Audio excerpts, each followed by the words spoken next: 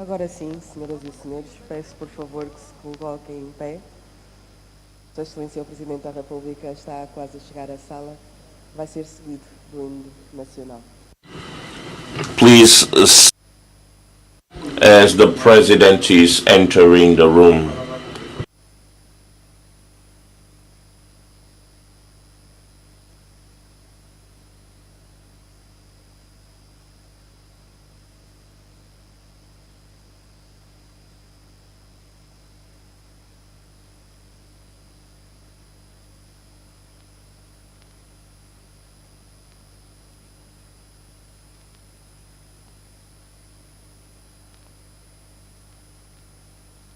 Acaba de chegar à sala Sua Excelência o Presidente da República e ouviremos de seguida o hino da República de Angola. Just stepped in, and we shall now stand for the national anthem. O som dela tá baixo.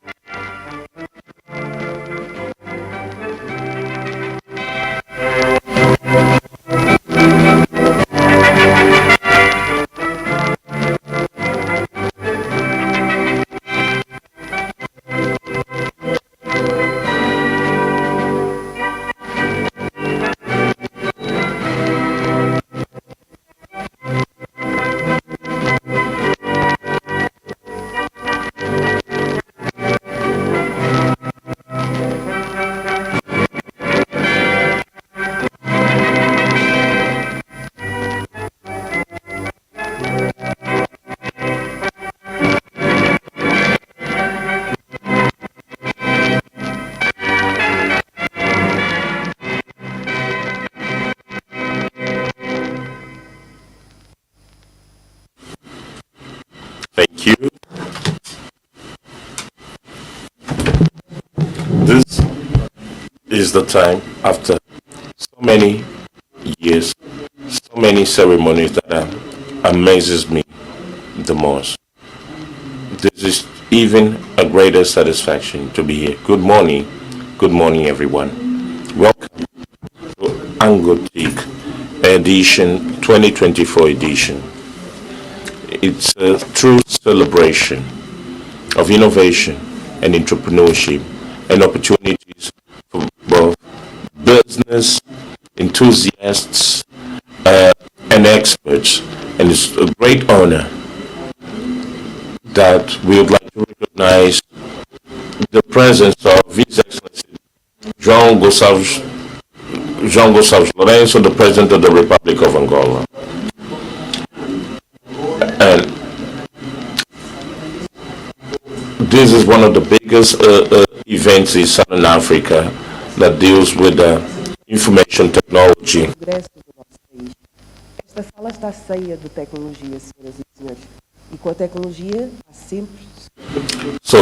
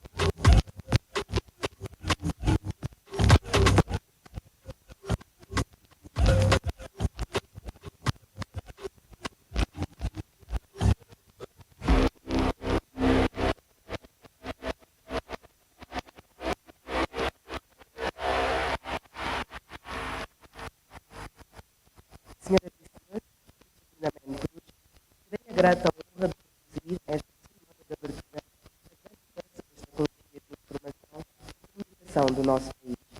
Agradecemos, pois, a presença dos excelentíssimos senhores membros do Executivo, governadores provinciais e convidados especiais, do excelentíssimo senhor Ministro de Ciência e Tecnologia da Zâmbia e da excelentíssima senhora Ministra das TIC da Namíbia, dos ilustres secretários de Estado, dos excelentíssimos senhores embaixadores e demais convidados nacionais e estrangeiros. De igual modo, agradecemos aos oradores, moderadores e especialistas de diversas áreas que vieram de todo o mundo, mas também de cá, para enriquecer o ANGOTIC com o seu conhecimento e a sua expertise. Agradecemos ainda aos empresários e empreendedores que se vão apresentar na nossa feira, aos inúmeros parceiros e a todos que nos visitam, aos profissionais da área de tecnologia, aos estudantes e a todos vós, angolanas e angolanos, que se unem a nós nesta ocasião única.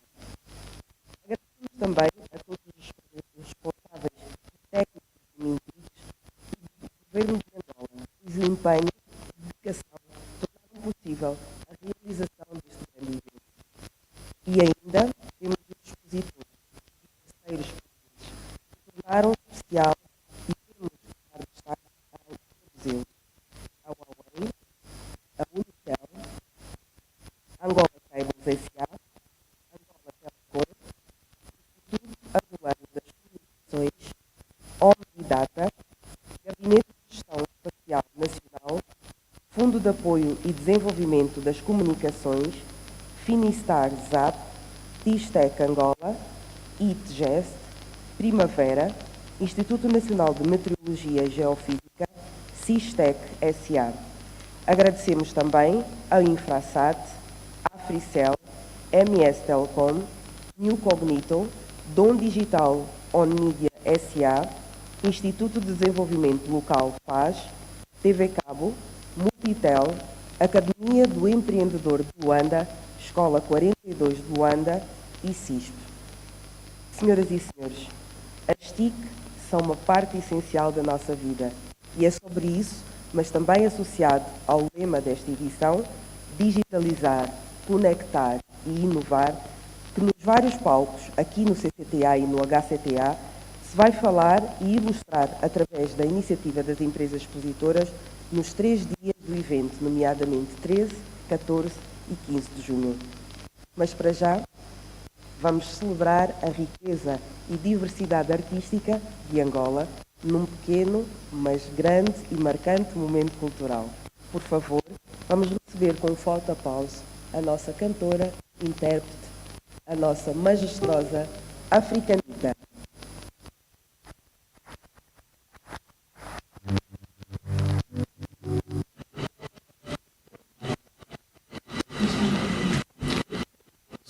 Excellency, the President of the Republic, ladies and gentlemen, I'm going to play a very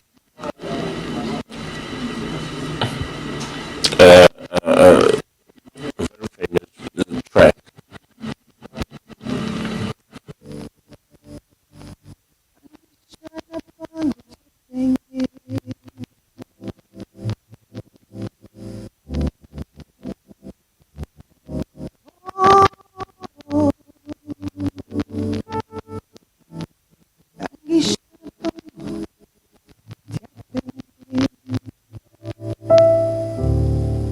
Emi polondo atembushia Mudiatio Dioni Vangala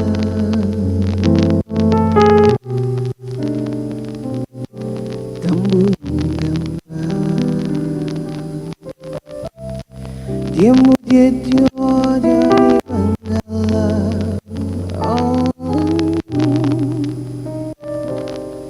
Tambungamba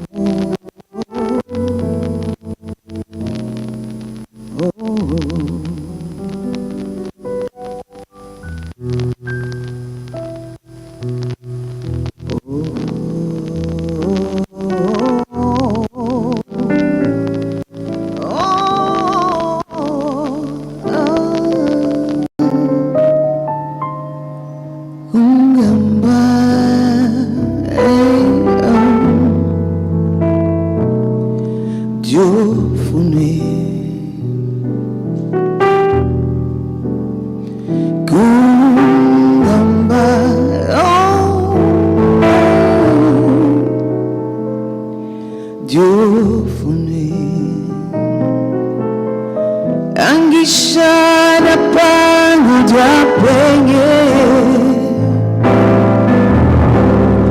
Eme polondo ngatambujila Angishana pangu diapenye Eme polondo ngatambujila Tiamo di Dio ni bangala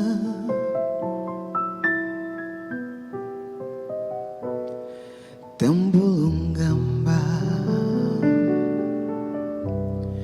Tiamo di Dio ni bangala Tambulungamba Oh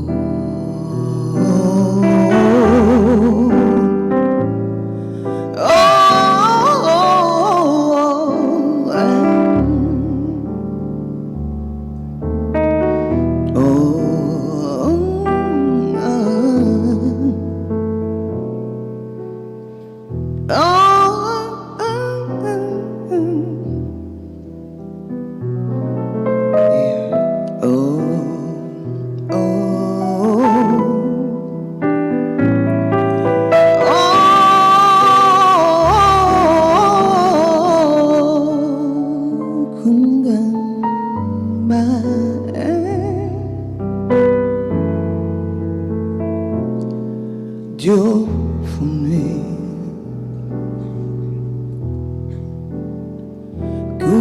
Kungamba Oh Kungamba Dieu fumé Angishana pangu tiapenye Eme polondo ngatando shila Diamo di Dio ni bangala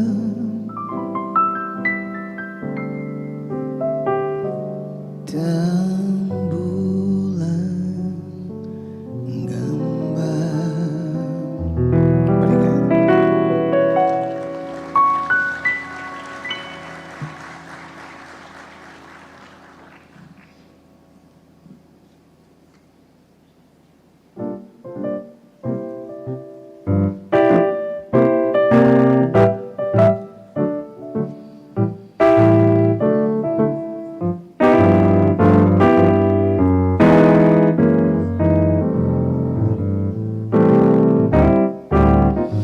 Oh, cigarette holder, which wakes me over her shoulder.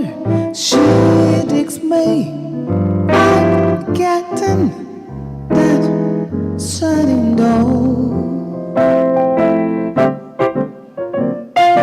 Baby, so we go out skipping. Careful, amigo. You're flipping.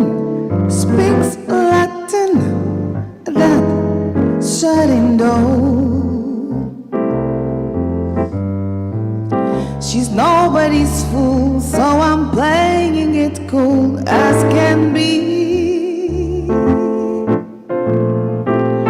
I'll give it a whirl, but I ain't for no girl catching me. Such an irony, telephone numbers.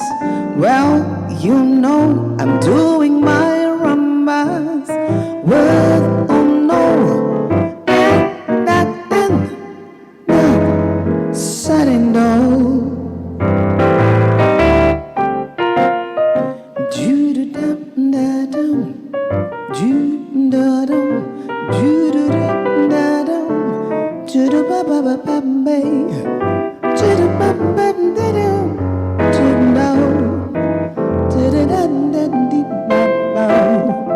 Oh yeah, cigarette holder, which wakes me over her shoulder. She digs me out getting that sliding door. Baby, baby, shall we go out skipping? Careful, amigo. Yeah, you're flipping. Speaks Latin, that sudden dough, yeah. And she's nobody's fool, so I'm playing it cool as can be. I'll give it a whirl, but I ain't for no girl catching me, oh yeah. Switch erroneous old telephone's number. Well, you know I'm doing my rumbas with oh no, and that and oh, sudden dough. And that and oh, sudden dough. And that and sudden dough, sudden dough, so. And that and oh, sudden dough. Muito obrigada.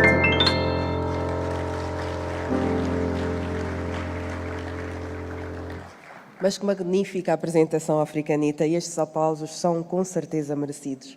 Magnificent performance by Africanist. Ladies and gentlemen, ANGOTIC is in its fourth edition. So, thanks to the Ministry of Technologies and Innovation. So, who better than the Minister to deliver the opening remarks? So, I'd like to invite His Excellency, Mr. Mario Bruce da Silva, the Minister of Telecommunications, Information Technology, to deliver the opening remarks for ANGOTIC 2024.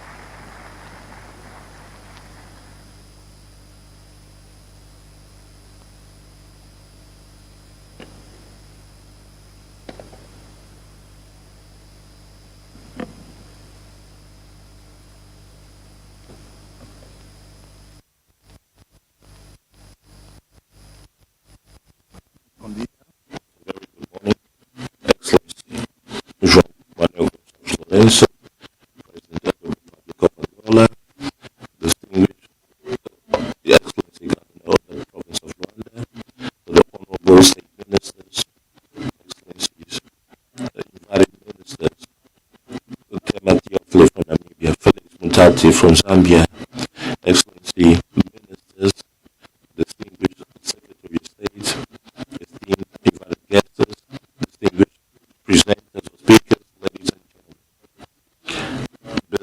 From the outset, I'd like to recognize His Excellency the President of the Republic and express our joyfulness for once again being present in this magnificent event that is ANGOTIC. For us, it's a clear demonstration of the relevance that His Excellency actually dedicates to the communication, information technology sector and crucial pillar for the development of our country. Excellency, once again, we, before the Talatona Convention Center, we are presenting once again the potentials of our country in the domain of information technology and communication, and also the technological innovations that will be presented by our partners and that will certainly contribute towards the modernization of our society, since we are in a network forum of business and information. Allow me, His Excellency the President, to take you through, give you some background. About 45 years ago, when we began this modernization process in the telecommunication sector, we had a dream of providing to our citizens and to the economic sector of the country quality telecommunication services covering all over the country, and also in the training of cadres and having high qualified personnel in order to deal with the challenges we were to pursue. Very proudly, we can say that a significant part of this dream has been achieved, and we still have many things to do until realizing our objective, which is to have nationwide coverage with telecommunication service followed by high technical and quality profession by Angolans. We are also engaged in working in order to achieve this goal. Excellency, Mr. President, distinguished invited guests, as a result of the investments made by the government and also by the private sector, the country has telecommunication infrastructures and robust information technologies with high quality and scientific national cadres, which is safeguarding the telecommunications sector in the continent. Among the infrastructures, I'd like to emphasize the national territorial fiber optic, the submarine internet connect cable. The results of these investments will enable the country to have technological conditions that will contribute towards modernizing the state and the digital transformation of our economy and society. The social sector is one of the sectors whose results are very visible, both in countering the digital exclusion, digitalizing 10 countries and internet centers in both schools and public spaces, as well as the installations of telemedicine centers in hospitals, health posts in about 6 provinces, as well as the significant digitalization of public services. With the connector implementation process, we are honored to use the internet live in provinces such as Wish in Zenzo municipality, Zari in Madimba municipality, Bengo province in Bulatumba, Kwanza Sul Kirimu, and Kunene in Kupa, where we joined the provinces of Biel, Lunda North and Lunda Sul, Kwanukubangu and Moshiko, where there were no telecommunication services, and also with Lusaka in Zambia, we used transmission, ANGOTIC satellite transmission services. Excellency, President of the Republic, ladies and gentlemen, this 4th ANGOTIC edition emerges in a relevant but technological moment as we experience a total disruption of the traditional concepts, which is digitalize, connect, and innovate, where knowledge and its sharing play a relevant role. Our country couldn't be left behind. That's the reason why the ANGOTIC becomes a technological window for the world, and with that we'll be able to demonstrate our potential and technological needs, and an event where we'll be able to search partnership and knowledge in the international ecosystem in the domain of telecommunications and communication, and heading towards the digital transformation of our economy and society by providing well-being, securing well-being of our people. Distinguished invited guests, ANGOTIC 2024 has the presence of 63 exhibiting companies and 8 non-exhibiting companies, 90 startups, 160 speakers, 160 visits to the Entrepreneurs Support Center, 32 thematic sessions, and about 12,000 visitors and 7,000 events or visits in the web page. I'd just like to emphasize that in the next 3 days of the event, on the previous event, of the visits of the Entrepreneurship Support Center, we registered 20 companies, and we have registered 8 trademarks, and we have issued 11 certificates. 12 companies registered for a loan, and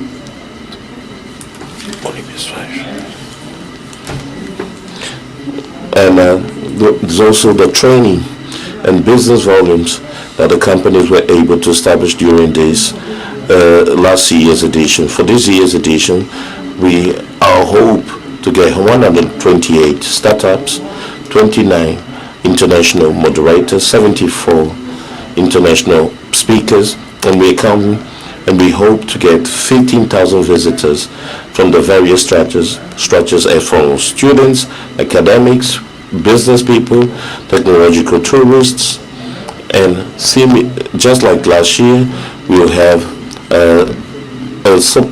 the support from the Entrepreneurship Center, thematic sessions, and also satellite training on topics on constitution and legal formation of companies, and also topics around youth entrepreneurship.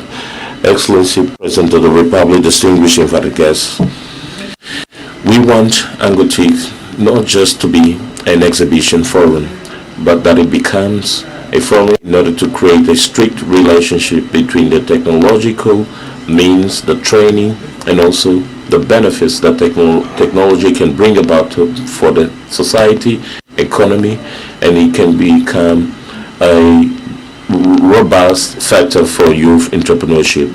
ANGOTIC should also serve a contributing opportunity towards modernization and the leveraging of our economy, and with the presence of our national and international partners, together we'll be able to head towards the digital transformation of our country so as to achieve African leadership in terms of communication and information communication technology.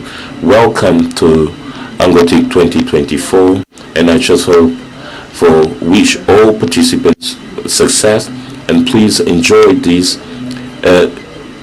exciting world of telecommunication and information technology. To our visitors, please enjoy this beautiful city of Luanda that receives you on behalf of all Angola.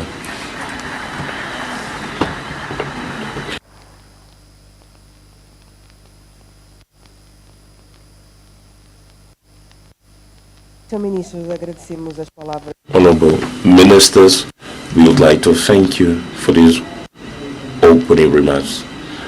It's easy to understand Angola becomes a technological innovation in Africa.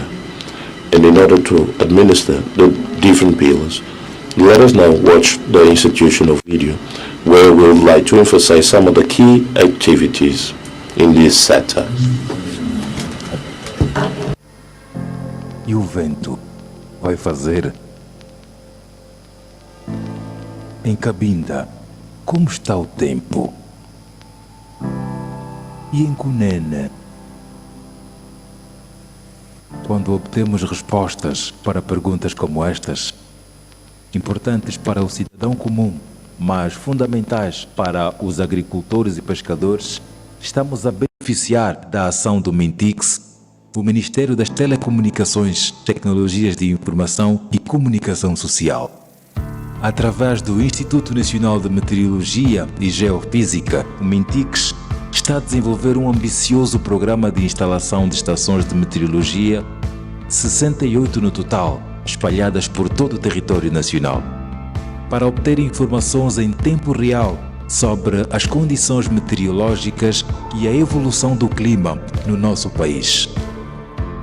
Este é apenas um exemplo, entre muitos, das formas como o MINTIX está a contribuir para a conectividade e a modernização tecnológica do nosso país. Poderíamos citar muitos outros casos de sucesso. O Programa Espacial Nacional, por exemplo, tem despertado o interesse de diversos países africanos e é o ponto de ligação à União Internacional de Telecomunicações. O Centro de Controlo de Missão de Satélites tem sido visitado e citado como referência no setor espacial africano. E o ANGOSAT, obviamente, está a transformar as telecomunicações do nosso país, com a migração das operadoras móveis para este importante recurso nacional. E o Conecta Angola já é uma realidade e é a primeira a utilizar comunicações via ANGOSAT 2, disponibilizando de serviços de telefonia e internet para zonas recônditas do país onde ainda não existia conectividade. Mas a estratégia de modernização delineada no livro branco das TICs não se resume aos nossos céus. Ela passa também pelas terras do nosso país, onde já se estendem aproximadamente 30 mil quilómetros de cabos de fibra óptica e até aos nossos mares, onde emanam os cabos submarinos SAX, o primeiro cabo a atravessar o Atlântico Sul, o SAT-3 e o WAX, que nos ligam ao hemisfério norte. Graças à implementação bem-sucedida de toda esta estratégia de conectividade e modernização tecnológica, tem sido possível lançar e desenvolver os diversos programas que estão a beneficiar as nossas populações. É o caso, por exemplo, do projeto Angola Online, que já possibilitou a instalação da internet aberta e gratuita em mais de 130 pontos em espaços públicos do programa Angola Digital, graças ao qual foram construídos e equipados mais de 60 núcleos de salas de internet em escolas e outros locais em todo o país. E ainda, o projeto DNS.ao está prestes a revolucionar a infraestrutura digital de Angola ao introduzir uma solução inovadora para resolver os nomes de domínio sob o cctld.ao.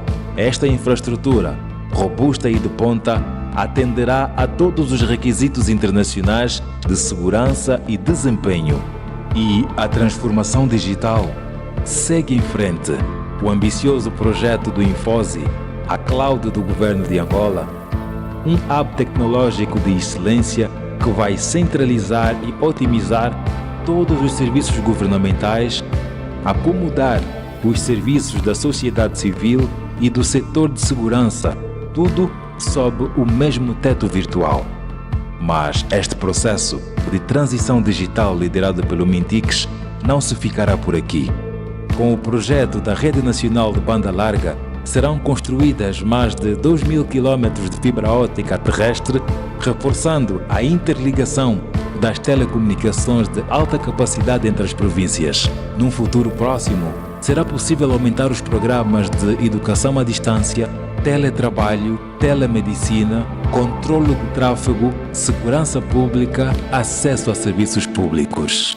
E o processo de modernização da TPA e da RNA, iniciado em 2020, que se materializa na melhoria, atualização, diversificação dos meios e equipamentos de trabalho, bem como nos processos e procedimentos de trabalho que têm permitido a oferta de conteúdos de melhor qualidade, de uma maior diversidade a um número maior de cidadãos.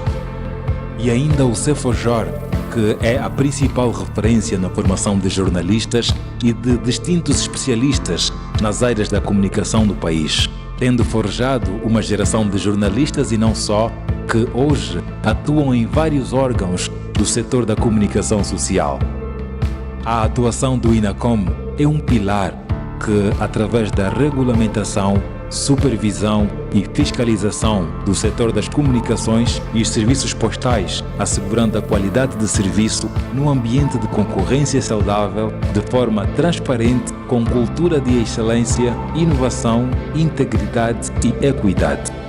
Modernizar um país como Angola é um esforço coletivo de todo um governo liderado com visão e empenhado em conduzir o nosso país em direção ao futuro, em sintonia com a sociedade civil e a iniciativa privada. Através da conectividade e modernização tecnológica, o Ministério das Telecomunicações, Tecnologias de Informação e Comunicação Social está a dar um contributo decisivo para esse desígnio nacional.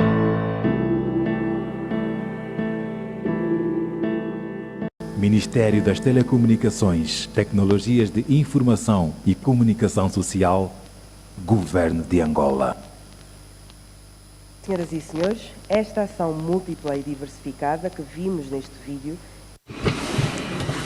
after watching the video that highlights the contribution of IT on connection and technological innovation of Angola and the commitment of the Angolan government to use a strategy with a vision for the future. Reason why is with great satisfaction that we invite Your Excellency João Manuel Gonçalves Lourenço, President of the Republic of Angola, to come to the podium and make the opening speech for ANGOTIC 2024.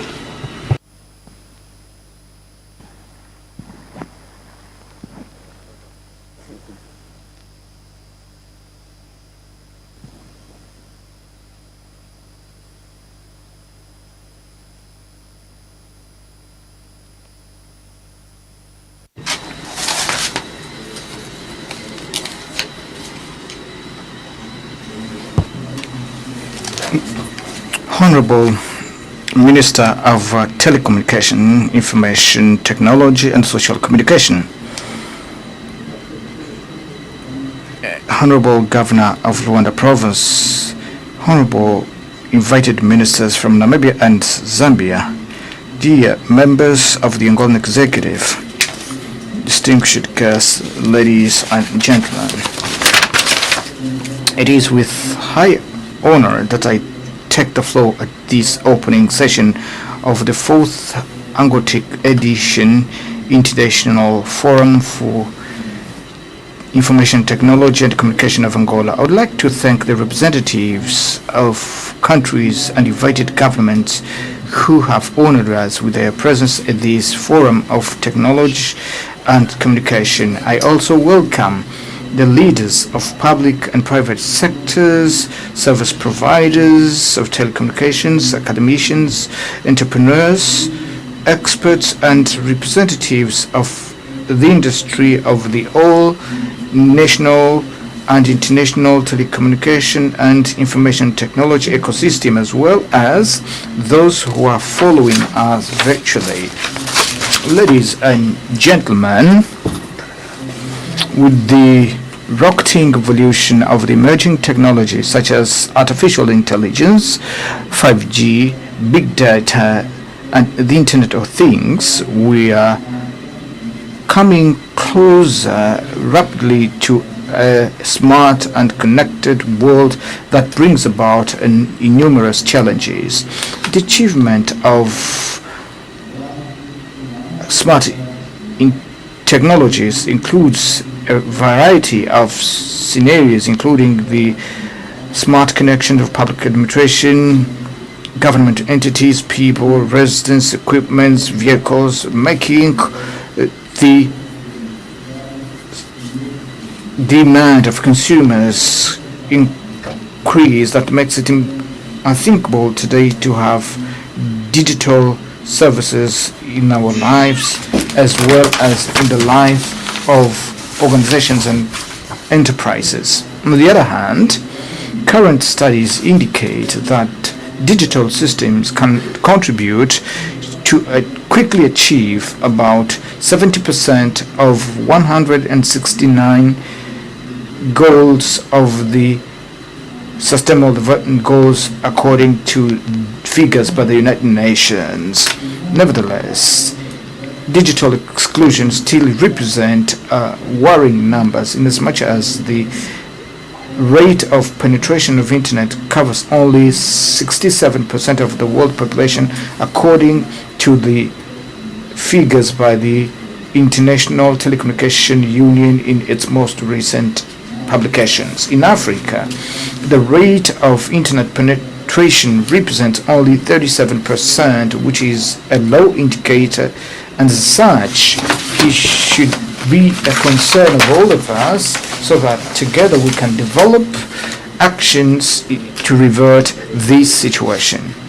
It's worth highlighting that our region is that one presents major rate of penetration throughout our continent. Despite this relatively low rate of penetration of internet in Africa, we happily have noted over the past years a meaningful increase of number of users of internet, which is above the average if compared to other continents.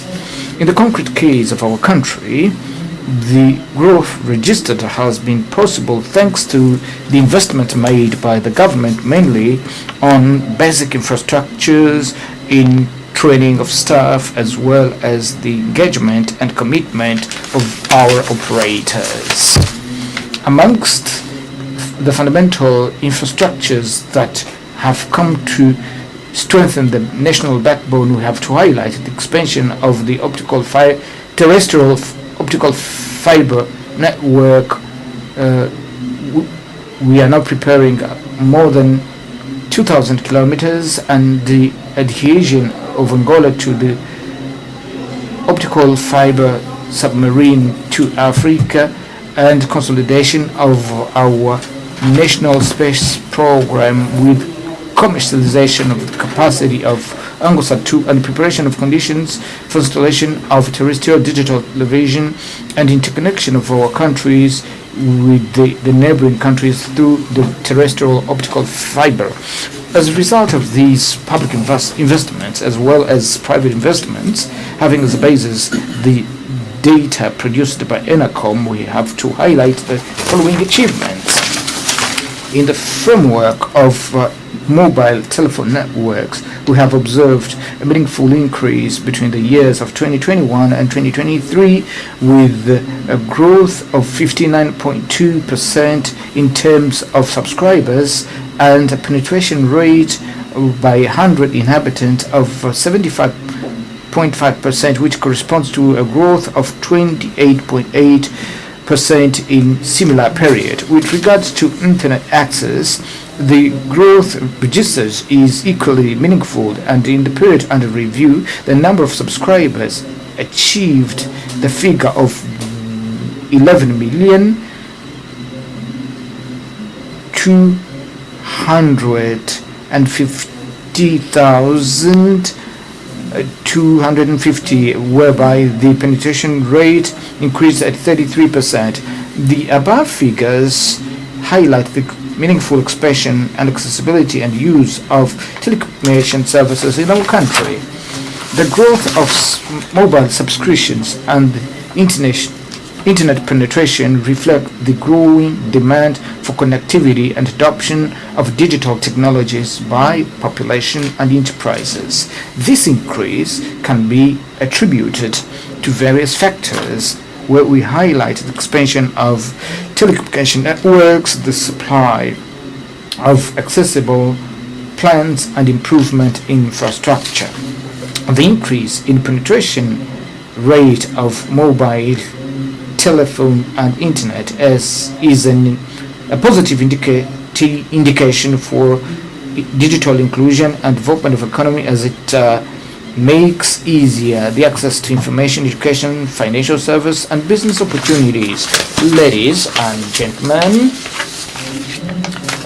in alignment with the National Development Plan, we'll continue investing in infrastructures and digital services in order to achieve the goals set therein towards decreasing for exclusion, as well as transforming our economy into a digital economy and provide a better living quality to our citizens. Thus, we are engaged in expanding and modernizing the national optical fiber bandwidth, in development of a national space program, in construction and operationalization of government data center, improvement of regulatory and legal framework that is more attractive to national and foreign private investment, and the continuous transformation of our country into a regional hub that will serve the countries of the region, and not only thus contributing towards the development of economies of those countries. Dear guests, this is the moment for us to take up the commitment of investing seriously in the digital potential. We need massive actions in order to achieve a sustainable and inclusive digital transformation, so that millions of people can benefit both globally, both in each country or region to which they belong, by uniting industries, technologies, and communities in order to unleash the potential for the future. For this reason, we invite you to participate in this edition of ANGOTIC 2024 as representatives of all stakeholders in order to share knowledge and experiences, encouraging you to exhibit products, technologies, and trends from multidimensional perspectives such as exhibition, lectures, debates, masterclasses, and training for youth in the framework of digital entrepreneurship. The presence of various startups at this event reflects not only the strength and the might of our youth and entrepreneurs, but also our strategy of support to them by transmitting the necessary digital competences by developing their capacities and facilitating the procedures for establishment of such startups and promoting entrepreneurship. I would like to highlight the initiatives and the Ministry of Telecommunication and Information Technology and Social Communication, such as the Digital Incubator .ao, which has the capacity of supporting startups in the most various aspects. Ladies and gentlemen, let us transform ANGOTIC 24 into a true platform for creating a smart digital environment in our country. Within the challenging geopolitical context which we currently live, with the artificial intelligence under development and affirmation, with all fears, hopes, and expectations that it has created, let us make telecommunications and ICT and the whole digital ecosystem in a broad sense to be the positive engine for progress, for our economy, for peace, security, and well-being of peoples. I wish that the partnerships and exchange of experiences that will take place along this ANGOTIC 24, as well as the knowledge to be acquired by the young entrepreneurs from the masterclasses, may be duly put to the service of the economy and citizens. Lastly, I would like to invite you all as visitors to enjoy this beautiful and hospitable city of Luanda that is receiving on behalf of all Angolans from Cabinda to Cunene, and also take heed of its natural enchantments and beauties, as well as its gastronomy and hospitality. With this, I therefore declare open the 4th edition of ANGOTIC, the 2024 International Forum of Information Technology and Communications of Angola. Thank you very much for your attention.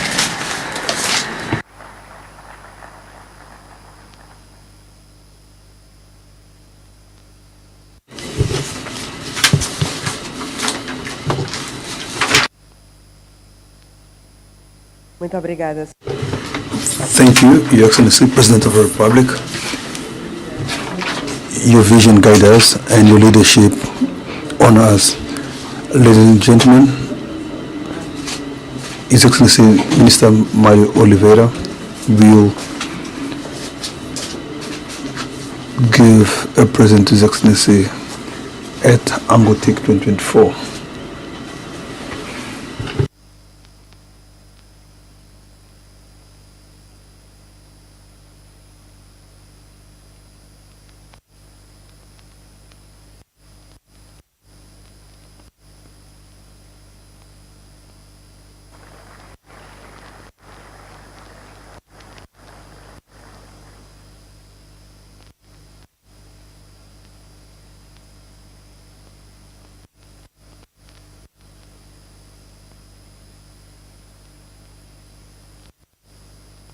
Senhoras e senhores, estamos a chegar ao fim desta... Ladies and gentlemen, we're reaching the last phase of the opening session.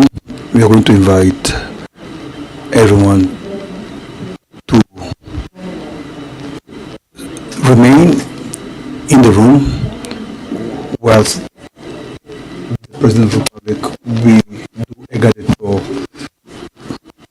at ANGOTIC, followed by the Minister of Technology and Communication.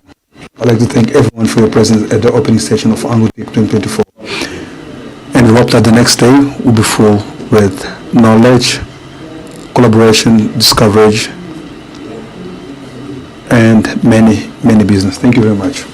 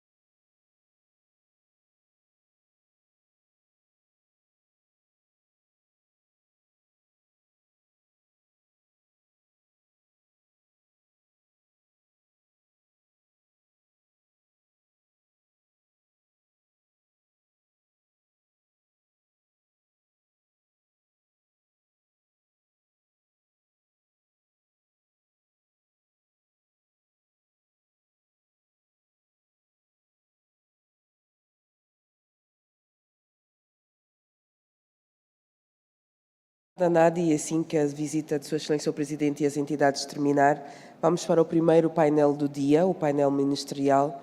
Então agradecemos que possam aguardar mais um instante e desde já pedimos desculpas pelo ligeiro atraso, mas como sabem, nem sempre essas questões são controláveis. Obrigada.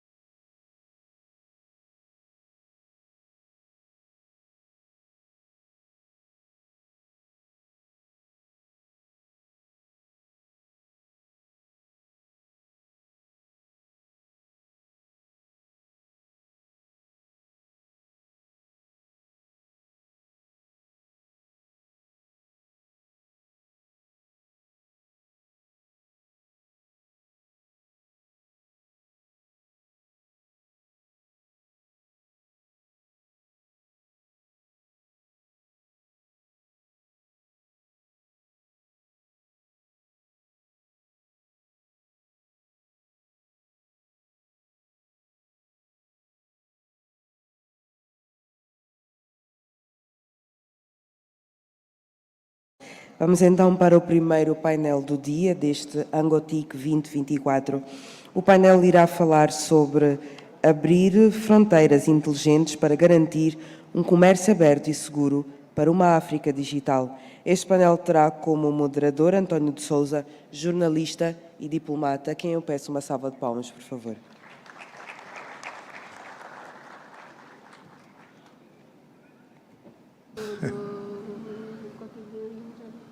Ok. Essa cabelo não pode só.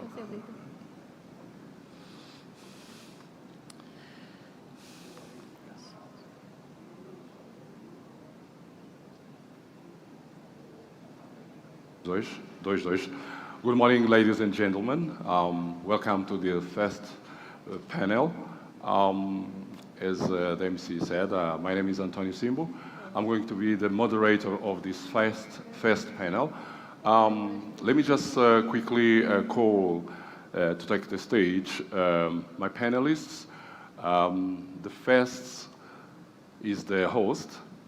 Let me speak in português. Tenho o prazer de convidar como primeiro integrante do painel, Sua Excelência o Sr. Ministro das Telecomunicações, Tecnologias de Informação e Comunicação Social da República de Angola, Engenheiro Mário Oliveira. Posso suporte sentar?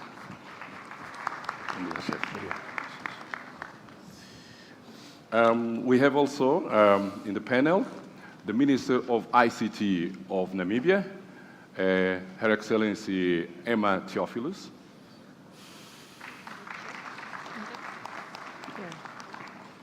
Okay, I'll just call to take the floor and to join us the Minister of ICT, or Science and Technology of Zambia, His Excellency Felix Mutati.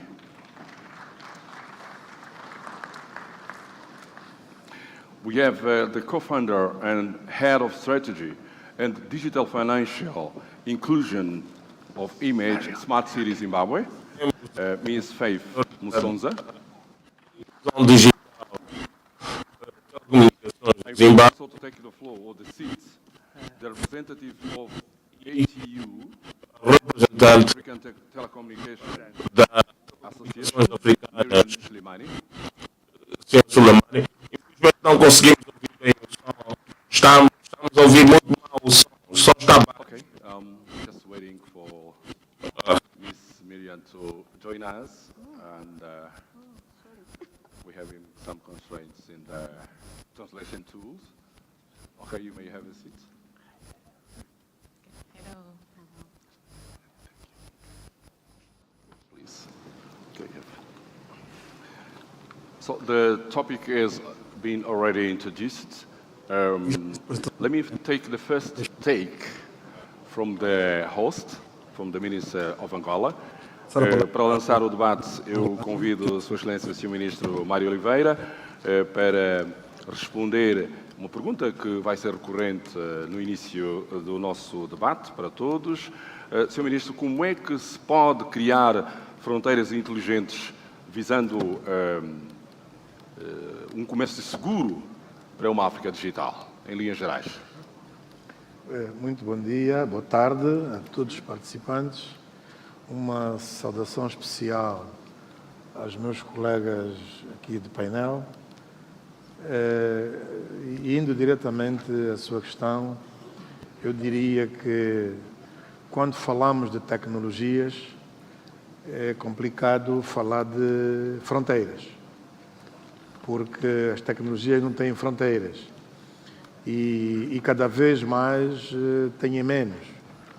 O fim dessas fronteiras começou há muitos anos atrás e teve o seu apogeu com o surgimento da internet. Hoje todos nós temos consciência do que a internet representa em termos da universalidade das nossas vidas, quer seja de nós como cidadãos, quer seja a vida das empresas e das organizações. No que toca ao comércio, que é o tema principal desse debate, e não só, eu diria que nós devemos nos focar na interoperabilidade entre serviços e entre países. E só assim é que nós vamos ter um comércio que sirva a tudo e a todos. Porque nós assistimos cada vez mais, os países estão interligados, hoje procuram-se convergências em termos de, inclusive de leis, procuram-se convergências, para isso estão as organizações regionais, para isso estão as organizações internacionais e, igualmente, na relação entre países. Portanto, eu diria que fronteiras jamais, não é possível. O que é possível, isto sim, e deve ser esse o foco da nossa atenção, é a interoperabilidade, a interligação, a cooperação mútua, que vai permitir então com que cada um de nós, cada país, cada organização e cada sociedade possa tirar proveito de tudo quanto é feito, de tudo quanto é desenvolvido noutras dimensões. Muito obrigado, Sr. Ministro. For the first take, the same question for Minister Emma from Namibia. How can we have smart borders to ensure open and secure trade for a digital Africa? Thank you so much. Very good afternoon, and thank you so much, Minister, for hosting us at ANGOTIC. And I'm very happy to be here again, second time in a row, to discuss not only cooperation between our two countries of Angola and Namibia, but also the potentiality of the SADC region becoming more integrated where technology is concerned.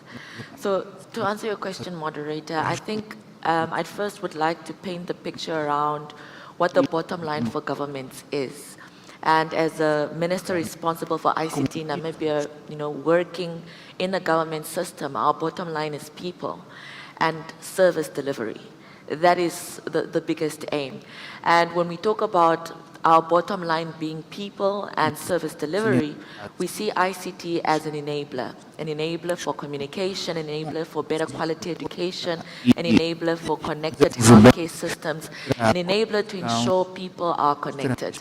And once they're connected, they're able to then use that as a launching pad for other, activities, whether it's digital economic activities, trade, services, all of that. So in order for us to then take not only a national approach to ensuring that Africa becomes a regional trade hub for digital economy activities, we must talk about looking at one payment system for Africa to ensure that trade actually then is run seamlessly on the continent. Because if we are being honest, we have different currencies between our countries. It's not easy to move people around on the continent, let alone move products around on the continent. And because the average business entrepreneur, whether it's a small, medium enterprise or a micro one run by a young person, sometimes the exchange of the currencies becomes a challenge. They continuously lose money because of the currency changes between our countries. But if we can use technology as an enabler to have a pan-African payment solution for whole of Africa, where goods can come from Zambia through Namibia to Angola or vice versa, all the way to West Africa in Ghana, all the way to Kenya in East Africa, or even in the north part of the continent in Egypt and Tunisia, ensuring that one can make payment on one pan-African digital solution that will ensure that as an entrepreneur, I'm able to get my goods seamlessly there, but also there is some level of trade. Now we depend on foreign payment systems that have their own ways of doing the payments between our countries, which makes it harder for entrepreneurs to operate in. The challenge is maybe to use an African currency or a currency that can be accepted for all the African markets. Not necessarily. I think we can start with one payment system that all countries recognize as an African payment system, where a government can procure goods from an entrepreneur. Let's say a government of Namibia can procure goods from an entrepreneur in East Africa, whether it's Uganda or Kenya, and pay that entrepreneur right where they are as opposed to going through the financial system that exists. So I think that's one step. But then again, ICT is an enabler for the basic necessities for every citizen, which is the bottom line for government, which is the people and service delivery, ensuring that technology becomes the enabler for quality education, connectedness, and ensuring that people don't have to travel distances to get government services when they can do it on their devices directly from home. Thank you. Thank you. Now, just call the Minister Mutati from Zambia. From the bottom line of the intervention from Minister Emma, just got like a broad picture on what is happening in the countries at national and also continental level in terms of those efforts for just waiver the borders. What's happening in terms of policy strategies from national to the continental level? So bringing examples from Zambia. Thank you very much, moderator. Let me first of all thank Minister Mario for inviting me and my delegation once again. But let me begin by, I was here last year, and last year we signed an MOU with Angola to begin to deliver difference for the people of Zambia, for the people of Angola, and the region in general. And since signing the MOU, Minister Mario, we are now connected by fiber between Zambia and Angola. We are now working on connecting between Zambia and Mozambique.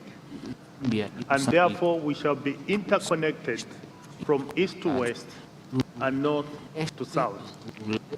So having the connectivity is a necessary platform to build on any trade facilitation, any issue around reducing the cost of doing business.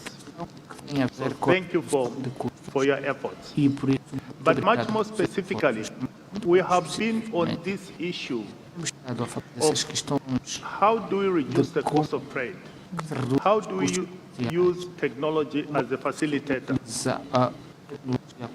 When we had the Smart Africa Summit a few months ago, the president that attended, among them from Zimbabwe, Zambia, Malawi, and Botswana, did give us instructions to do a pilot from one-stop border to non-stop border to see how we can then expand this pilot into the broader Africa. Now, practical things that have been done. The first issue is using Smart Africa to provide technical support, to provide a policy framework that will assist that this pilot begins to grow some legs. That's number one. Number two, resource mobilization. Working with the World Bank to secure resources that can be able to be employed to ensure that this pilot begins to have legs.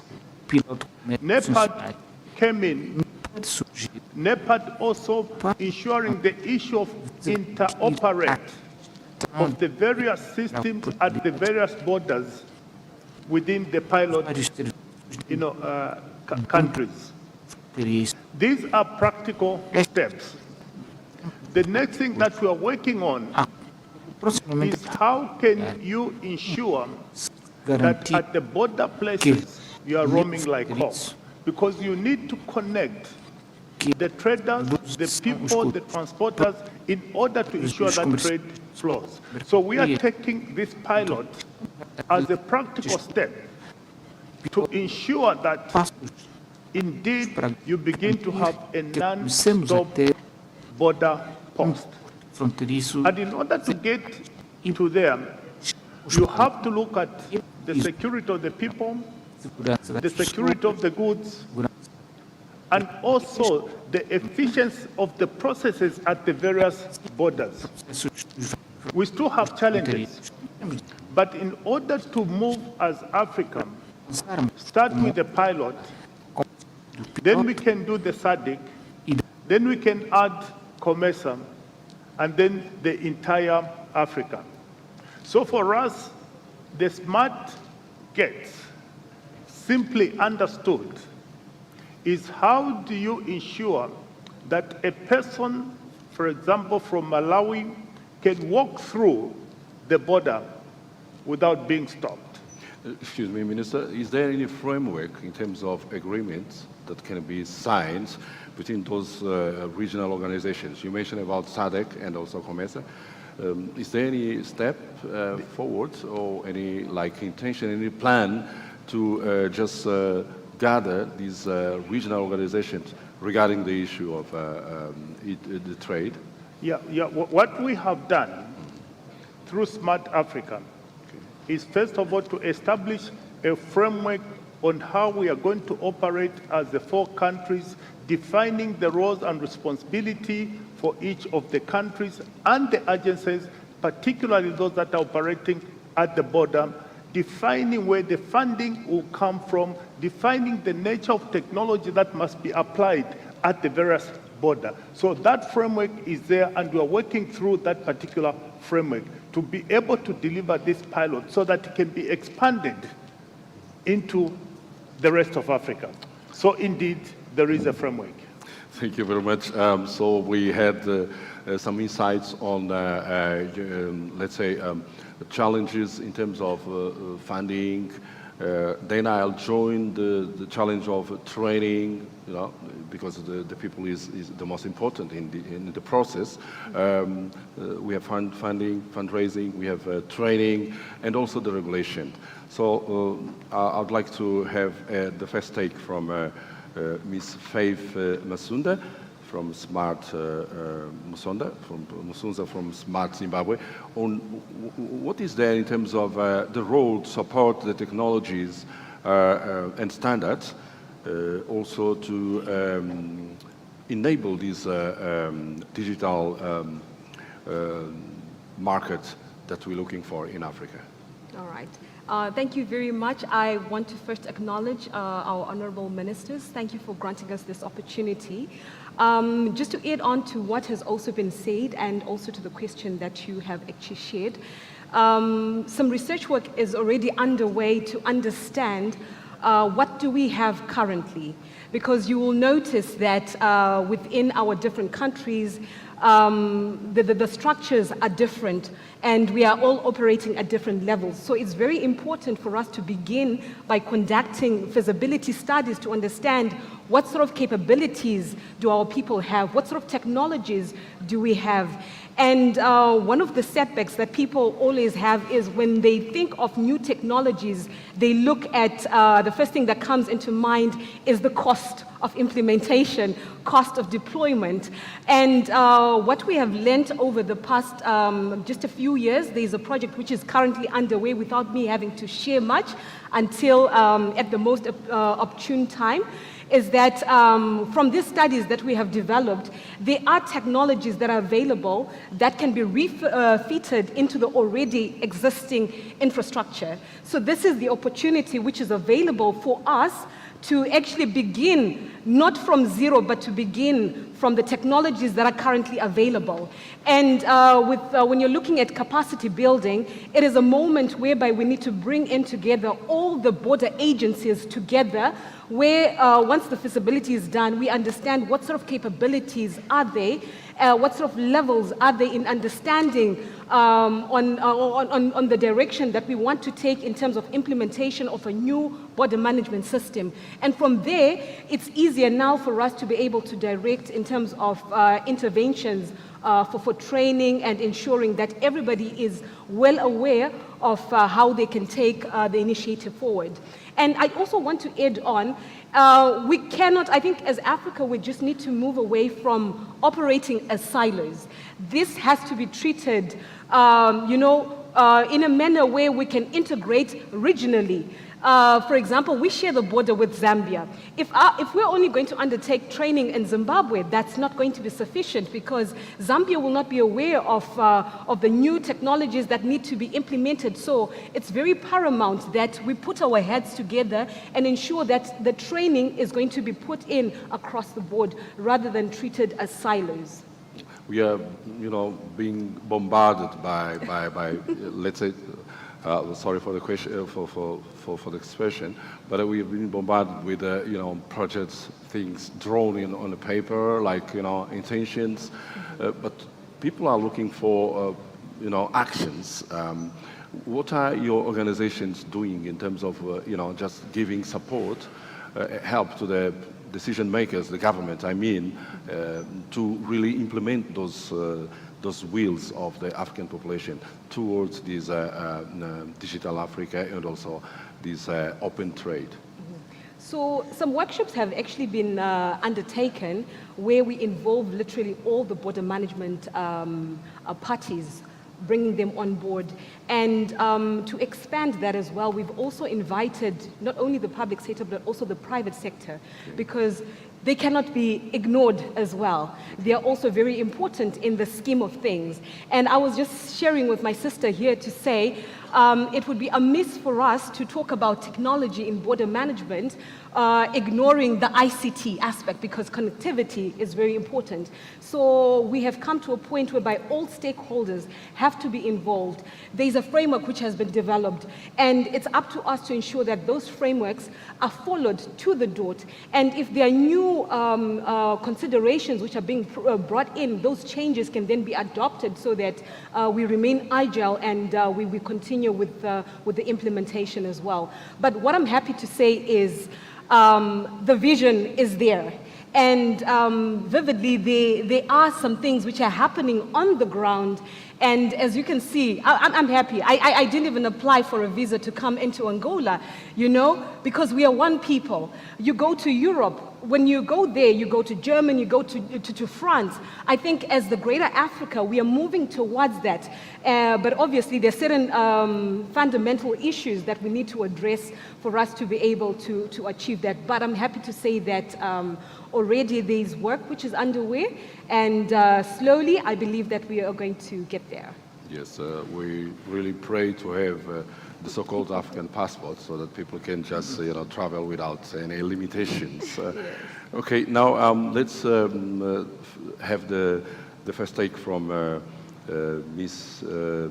Miriam Slimani from ATU. So we've been discussing about issues related to fundraising, capacity building, and also the technology and standards for the continent.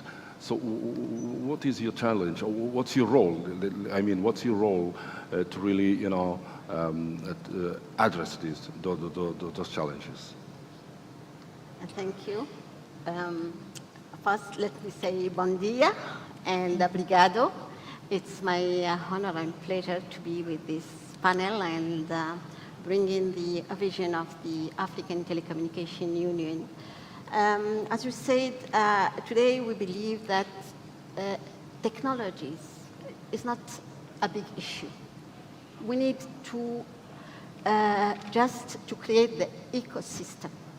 So the role of our organization as continental organization, and together in collaboration with our mother organization with the African Union, we focus on to make sure that we develop continental strategies that will be set to be a guidance for national policies, national strategies, and to make sure that our systems, our networks will talk to each other, to make sure that the standards of quality, the standards of security, as you may know, this digital ecosystem is borderless, is open. So we need to make sure that our infrastructure is enough secure. Our transaction, we talk about financial transaction. We need to have these African standards frameworks that will work for our needs, that will serve our interests, that will deliver our services. We need also to be not only consumers, but producers, to settle our industries that will help to grow for our digital single market. So our role is not only to provide and to discuss continental regional policies and to make this framework available that will be ready to be implemented and to be developed at national level, but we also support this implementation by capacity building programs to civil servants, to experts, to decision makers. Also, we have this capacity to create this dialogue among our members. We have different economies, different development status. But we have a lot of to share, a lot of to learn from each other because we have the same context, we have the same challenges. And the role of the ATU is to bring together all stakeholders, not only member states, but private sector, academia, to think about the future of Africa and make sure that all these challenges could be, and these technologies, because we believe that the potential of the emerging technologies will accelerate the bridging gap of the digital ecosystem.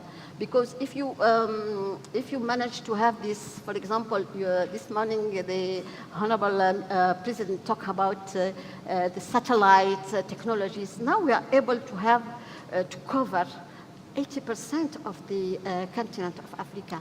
But the issue is not about coverage or connectivity. We have a gap of usage. We need to address our population with their language, with their needs, with their applications, and also, as was highlighted by the Madam Minister, we need our payment systems. We know that in Africa, more than 60% of the population, they don't have a bank account, but they know how to use a mobile payment.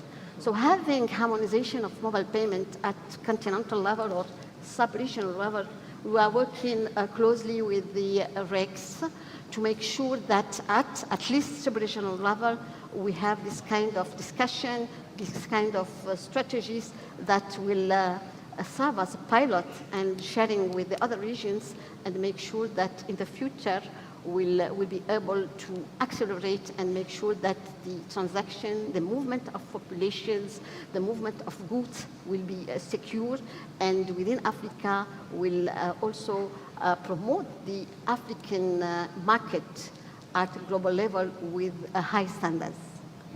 Thank you. Devolvo agora a palavra ao Sr. Ministro Mário Oliveira. O Sr. Ministro tem falado muito da cibersegurança, aliás, é um dos cavalos da Troia das suas ações como titular do setor. Gostaria que nos falasse sobre aquilo que são as ações desenvolvidas pelo setor, ações políticas para que possamos, portanto, ter so that we can have a safer digital Africa, especially when it comes to trade. Thank you for the question.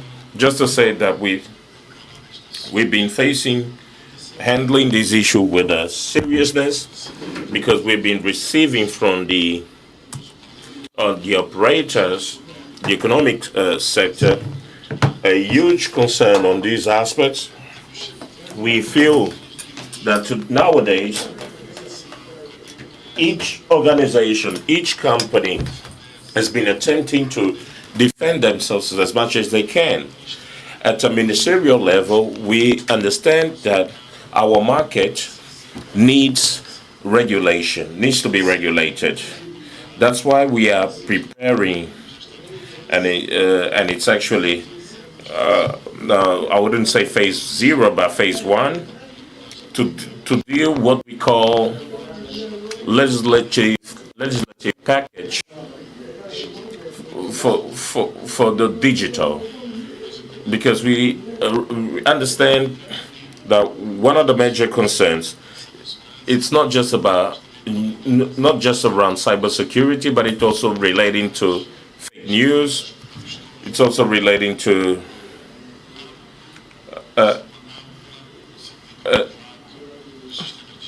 digital matters comprehensively. And for these to be materialized as soon as possible, it's not just about buying systems. It's not just about buying platforms. It's also important that there is a specific legislation. It's important for us to have training. We are looking at some partners with whom we've been talking to over the past days, so as to establish a strong partnership for our cybersecurity academy that is a pre-installed project. So we are looking for partners for its implementation. Well, without regulation, even though you may have the best cybersecurity level, we're not going to achieve our objectives. And these regulatory aspects should also take into consideration what the other countries in the region, and not just that, are doing.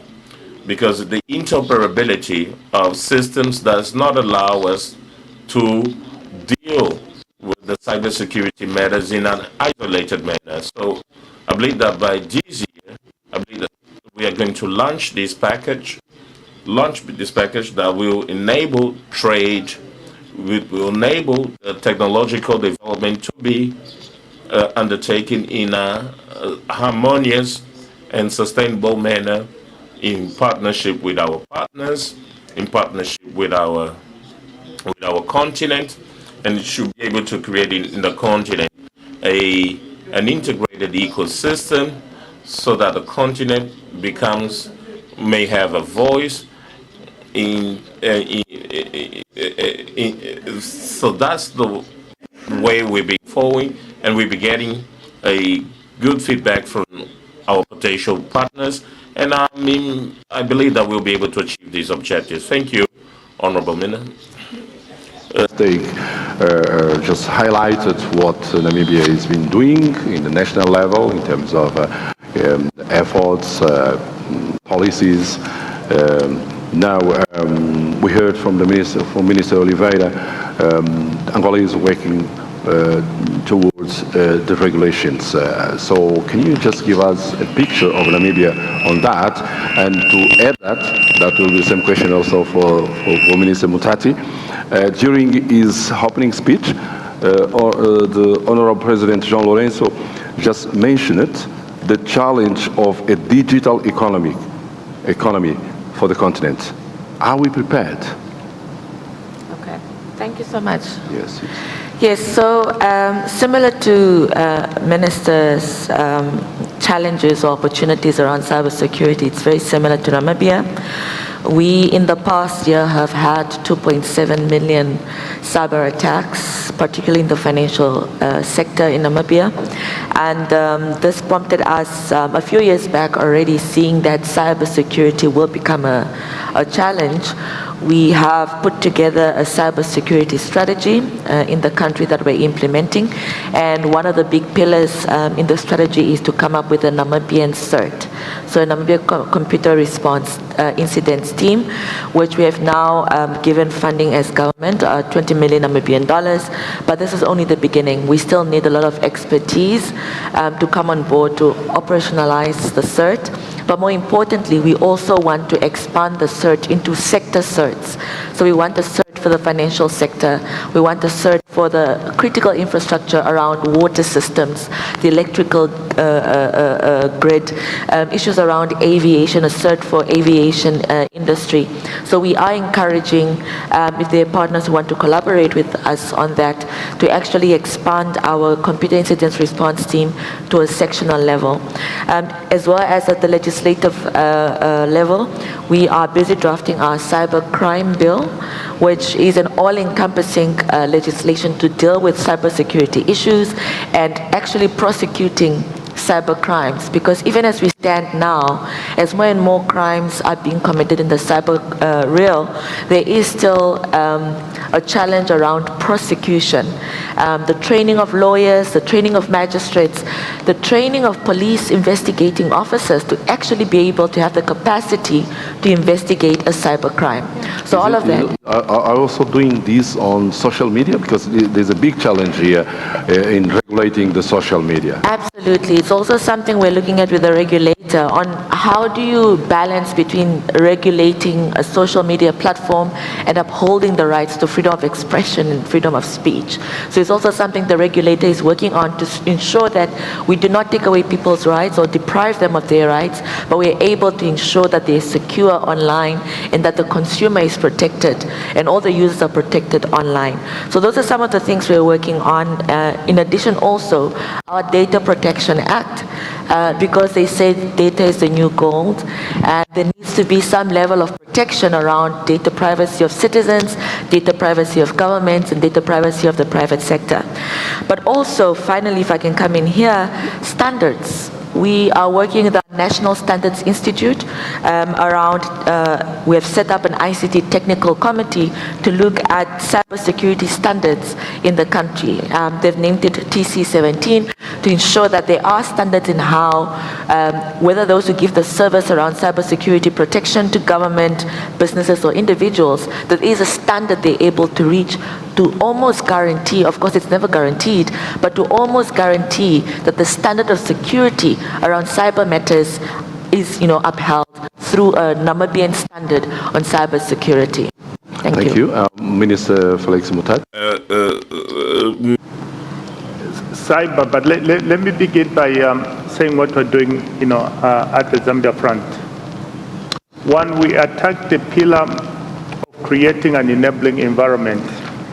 Like my colleagues have said, we are also looking again at the Cybersecurity and Cybercrime Act to give it a bit more teeth, to give it a bit more impact. So that is being done, including the associated regulation. But also looking at where would this cybersecurity be housed and spread. So at the enabling level, we are doing that. But what is a lot more challenging for us in Zambia is the issues of trust and confidence that are slowing down the digital transformation that we want to achieve. And the issues of trust and confidence we have simplified simply at the citizen level. The citizen must be able to say thank you to digital. And how do they say thank you to digital? They can only say thank you to digital if a transfer of that little money is received on the phone. Then they begin to trust digital transformation. So you have got to begin to do the simple things that affect people at the lower level for you to have digital transformation. We are also doing, in terms of delivery of government services, that these services must be delivered digitally, so that we have the poorest, the bottom, beginning to connect digitally with government, beginning to participate in the digital transformation. So the digital transformation is a bottom-up approach where citizens are participating at the transaction level, and you are curing and solving the problems as they interact with digital transformation. You can do the big things, digital infrastructure. You can do the big things, interoperability. All those are big things, but it's the bottom that really matters. And we have focused on the bottom-up approach. And we simply say the citizen must be able to say thank you. And like the Minister of Namibia said, it's about the citizen, the people, and service delivery that actually matters. The rest of it, you can call it back office activities. And that is the approach we have taken from a Zambia perspective. Okay, your first take was last was on the role of the people, or the attention to the people, and the service delivered. This is what really makes the difference. So, Ms. Musonda,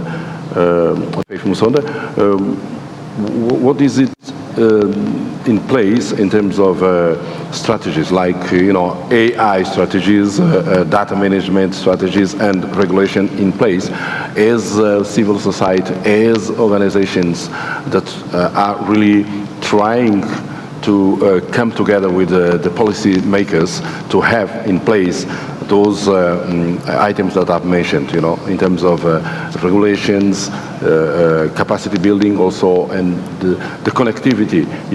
When you talk about data, we're just looking at the Internet of Things and also big data. Yes, thank you very much for that.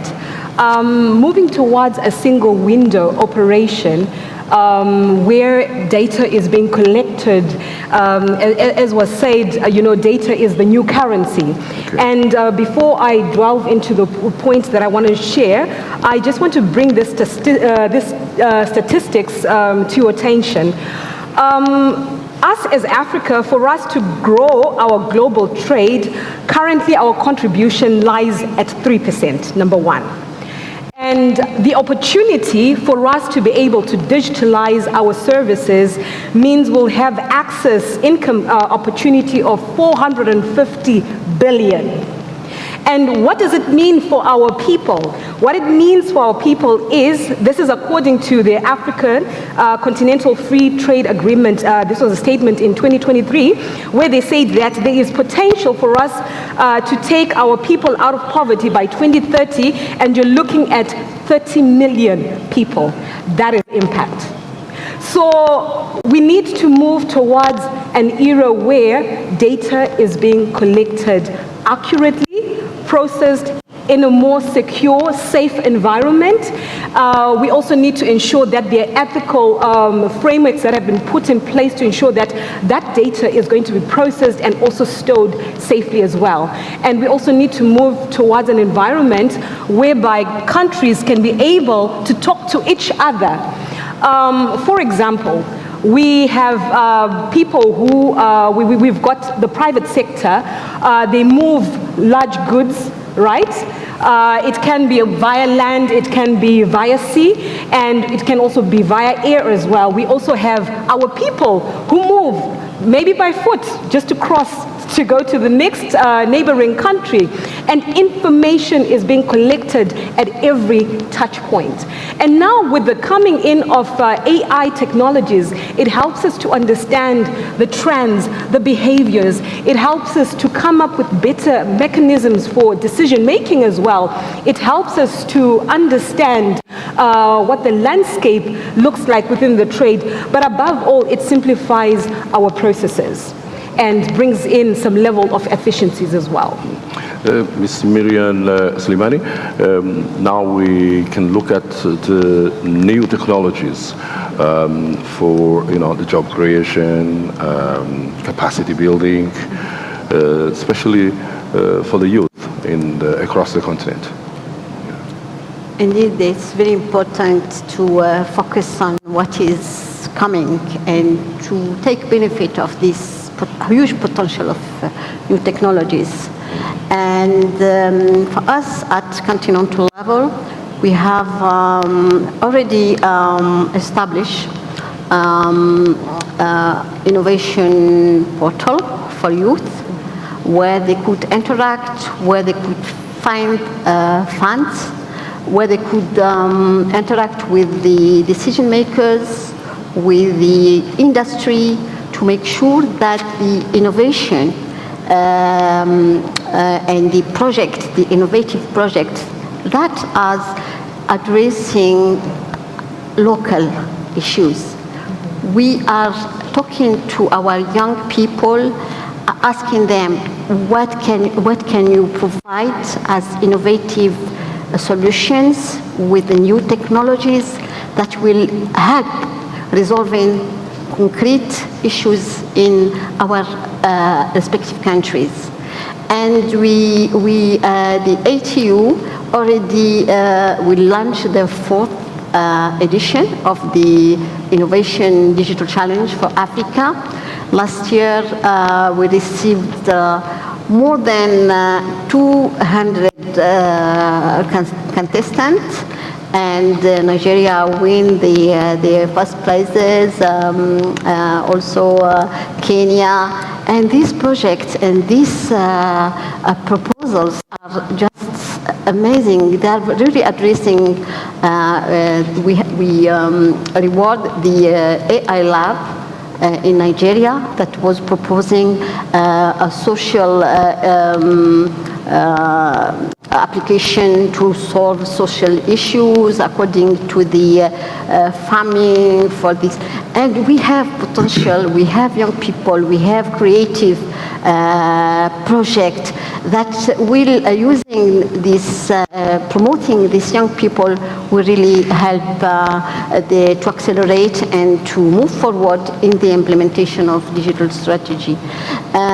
Indeed, I was listening to the Honorable Minister.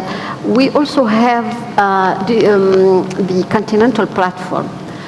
Today, now, there is the ministerial session of the STC, of the AUC. They are discussing the strategy for AI for Africa, and it will be adopted. I'm sure it will be adopted because it's really a framework that will help our countries to start developing their policies, developing the strategies, and to make sure that we will not be lagging behind in addressing the global market with our creative projects, creative potential using this technology and addressing our own challenges. And regarding the what we are doing in the ATU, we also provide support on capacity building. The last month, we certificate 100 experts from our member states on cybersecurity. And we also we are now training people to start the migration to IPv6, which is very important to provide security network and to implement this new addressing protocol on IP networks that will help to our infrastructure to absorb the growing traffic of data. There is also a data management strategy which was developed by the AU, who as AU we are a member of the task force contributed in development.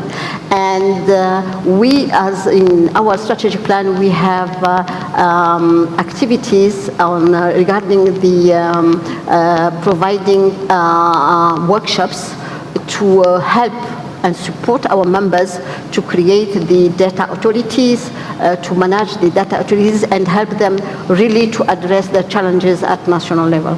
I think it will really, we will really come up with a very successful outcomes, because we are not only providing support, but we are providing a platform for our members to interact with each other, to share their experience, to share their challenges, and to learn from each other, because we have different perspective, different strategy to implement some, and we are able to create this ecosystem to make sure that we are together, we are pooling our resources and providing these platforms for our membership to come up together and accelerate their digital transformation in good conditions. Thank you. Thank you. Sr. Ministro Mário Oliveira, gostaria também que comentasse Honorable Minister Vieira lançou. When he was launching the challenge of moving towards a digital economy on the continent, are we ready? What kind of activities have been developed in this regard? we are preparing, and as Minister Felix Mutati has just affirmed, connectivity, physical connectivity with Zambia, physical connectivity with Namibia, we also have it with DRC and with Congo. These are practical examples that we are moving towards full integration of the continent. So, during the speech, President João Lourenço just raised again this flag as one of our main priorities and way forward, because with that we will be developing or will be contributing, these are the words by the President, towards the development of economies in the countries of our region, and with that we will be having a stronger region that will actually contribute so that the continent can move towards becoming a stronger one in these matters. So activities are being developed. The Angolan space program, where we highlight ANGOSAT 2 satellite, is another example, because we've been conveying the message and working with other African countries as far as connectivity is concerned with regard to the resources of ANGOSAT 2. That is an example of integration. Today we had the opportunity of connecting live with Lusaka through the Connect project, which is a project that Zambia liked and is willing to cooperate with us in the framework of the MOU signed last year. So Africa's integration is taking its way. It's on the right track.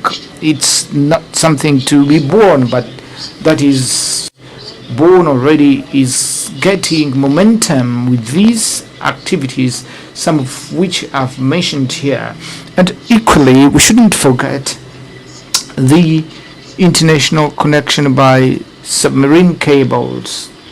That is also another medium that would contribute to Africa's integration and that towards a global and international integration. Minister, that means those countries that are not on the African coast, such as the case of Zambia, does not only benefit from Lobito corridor, but with this system of fiber resource sharing will be benefiting from connectivities of submarine cables, which are at the service of Angola, WOX and SAX, which passes throughout the whole African coast up until Cairo, and the submarine cable that connects us to Brazil. If allow me to correct, they are already benefiting. As I've already said, this interconnection, the big African interconnection, is already a reality. Of course, there's yet a lot to be done. There are so many things to be done, and we hope that ANGOTIC might contribute with the sharing of insights and knowledge. So ANGOTIC also has this function, is all about that as well. That's why we have here two ministers from the region, and we have also the African Union of Telecommunications. We have international partners in private and public sectors. So this trend is moving forward. It is gaining momentum. So I have no doubt that we are going to achieve that goal, the full African integration, and which comes along with development of our economies, development of our countries. So that will be the renaissance of the dream of our ancestors. Minister, taking heed of what has been said by Minister Emma from Namibia with regard to the difficulties that we have of populations in the remote areas having access to bank accounts through mobile money and so forth. They can make their own transactions. Looking at the topic that we're developing here, ANGOTIC has come to facilitate that connection with the bandwidth ensured for the remote areas. With that Connect Angola program, we are reaching that goal of giving connectivity to the remote areas, Nuchas and Angola. These are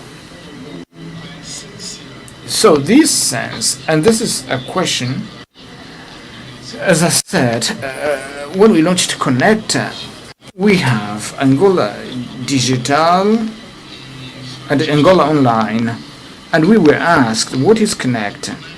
Connect is, its essence is to reach regions whereby commercial services have not yet reached.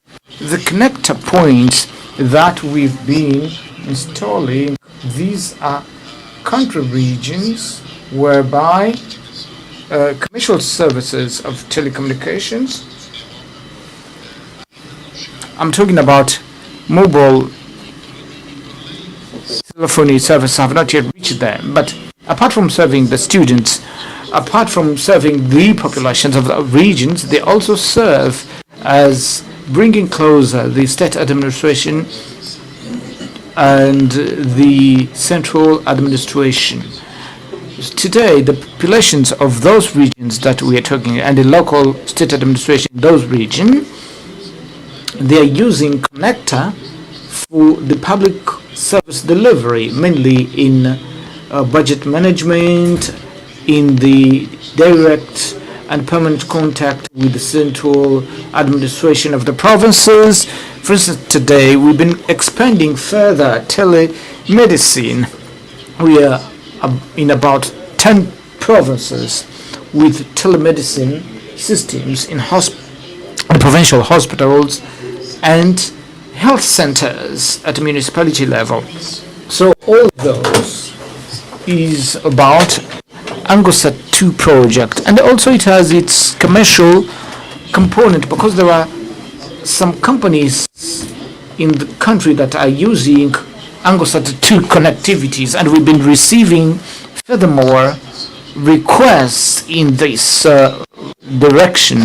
And actually, as I've already said, African connectivity itself is giving an example such as that of Zambia, which is already a reality.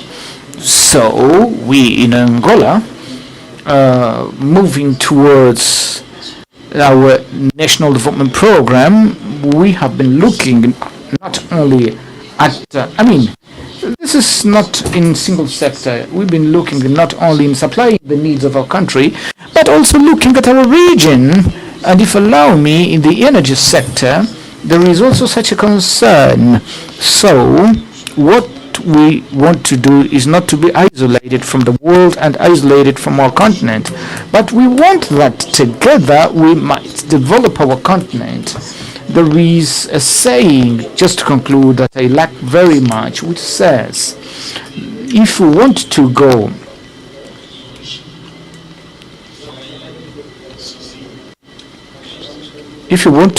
alone,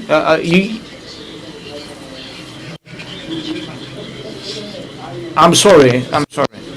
That is our motto, and this is the motto that we've been following with our neighbors, with our region and our continent. Thank you, Minister. To the conclusion of our panel, just like to have the final words from each of the panelists. Let's now give the word to the floor to the Minister of Namibia for the final word. Can you do it in 1 minute? Yes, I can. Okay. Just first, I'd like to help my brother here, the Minister.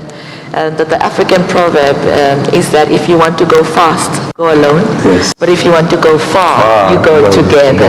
Perfect. Okay. And I think that's exactly the discussion we're having this afternoon about how do we integrate, how do we learn best practices from one another, and how do we make Africa have that potential to leapfrog, because we can leapfrog. We did it once with mobile connectivity when the world, went through all the systems around fixed line. We just swooped in with mobile connectivity, and that was really an accelerator to our digital progress on the continent. So what's the next step? The next step, like we said here, is to integrate, to ensure that there is common positions and common African positions around AI, around big data, around machine learning, so we don't do things in silos as we have been doing for a long time, and to ensure that there is necessary funding to get every citizen over that line around digitalization. We don't want to leave the most rural parts behind. We want to leave anyone who's uneducated or unskilled behind. We want to bring everybody over the line, and I think it is possible with conversations and cooperations like this, where ANGOTIC is that forum that gets these conversations going, and bringing policymakers, private sector, academia, all in one area for us to start this journey. Thank you. Thank you, Mr. Mutati. Thank you very much. Is Digital Africa possible? The answer is yes, but there are challenges. And in getting to the Digital Africa, there's probably 5 pillars that we need to continue to work on. And the first pillar for a Digital Africa is digital infrastructure. And in digital infrastructure, collaboration, partnership among countries in Africa is key. The work we are doing with Angola, today they tested ANGOSAT, VSAT internet connectivity, and it works. And what that means is that we'll be able to deliver internet to the most remote and served area. And that is the beginning of a digital Africa. So we need collaboration and partnership. The same proverb that the minister has said, it works. And today it was tested, it works. The second pillar that we need to address is the whole issue of a digital identity, first at national, regional, and across Africa. Without that, it will be difficult for us to achieve the digital transformed Africa. Third point that we need to deal with is the whole issue which, I failed to pronounce this word properly, but forgive me, is to interoperate. Interoperability of systems and across countries as the third block is critically important. Fourth block is the issue of trust and confidence, and this is where your cyber issues actually rest. And the fifth block that we need to address for a digital Africa, again, is around partnership and collaboration. One example, Zambia went to a fellow African country and lifted from them how you can better collect taxes, because they had already developed a robust digital platform that works. Our tax, VAT tax, was always negative. We lifted that, brought it into Zambia, passed the necessary legislation. From January this year, our VAT has been positive. So Africa, to transform, must begin to work together. Let's not go and do R&D. Take what works, what has been proven, and adapt and move forward. That is the only way Africa is going to make a difference. So it's the 5 pillars that will drive the digital transformation of Africa. But tying all the pillars is Africa. Private sector, citizen, let's come together. There is no problem that is insurmountable. We can overcome. Thank you very much, Minister. Ms. Faith Musonza, your final words. 1 minute, please. The technology is available. When I look around the room, we have different skills, because we have different technologies that you are all holding within the palm of your hand. Let us bring them all together. And when we're looking at, for example, the Smart Border framework, we're looking at identity management. How many of you within the room have got identity technologies? We are looking at inspection systems. We are looking at detection capabilities, surveillance. We are looking at people who are able to capacitate our people. And what I see when I raise up my hands, my fingers, when I bring them together, it talks about Ubuntu. So let us come together. There is a vision that we can all achieve together in this digital era and bring Africa back onto the map. Ms. Miriam Slimani, please, your final word. Yeah, thank you. I think all was said by Honorable Minister and my colleague, so I will not be long. It's my third time in ANGOTIC, and I'm quite impressed by the number of startups, by the number of young people who are attending this big event. And I wish that this event will be more than a national event, to be a big event at a continental level, because we are showing and we are learning and listening to each other, and also having this feedback from young people. Mine is just to say we have the potential to build digital industries in Africa. We have the potential to do a lot together. So us as a continental organization, we are here to serve you and to serve your interests, to defend your interests at global level, and let's just promote this big dialogue and continue working hand in hand, and promote also our young people to make sure that the future is their future, to build their future using all our potential today. And thank you. Thank you. Final word, Honorable Minister, 1 minute for us to close our panel, please.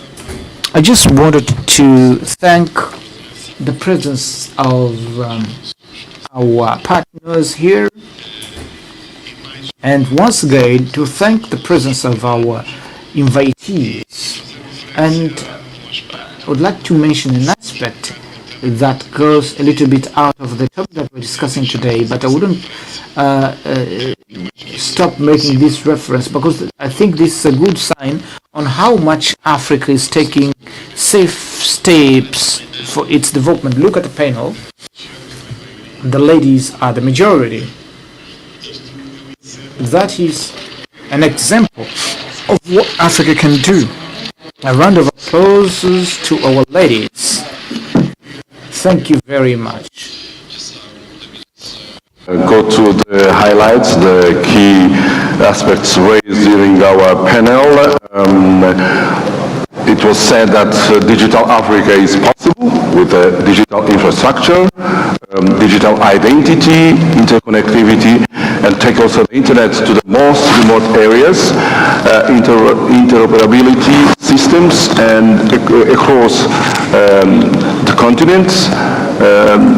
The notion of trust and confidence. We have also partnership and collaboration, secure infrastructures, the legislation, capacity building, and Africa to transform must really begin to work together. So thank you very much. Let's put our hands together to this very high level, this high level panel. Thank you. Okay.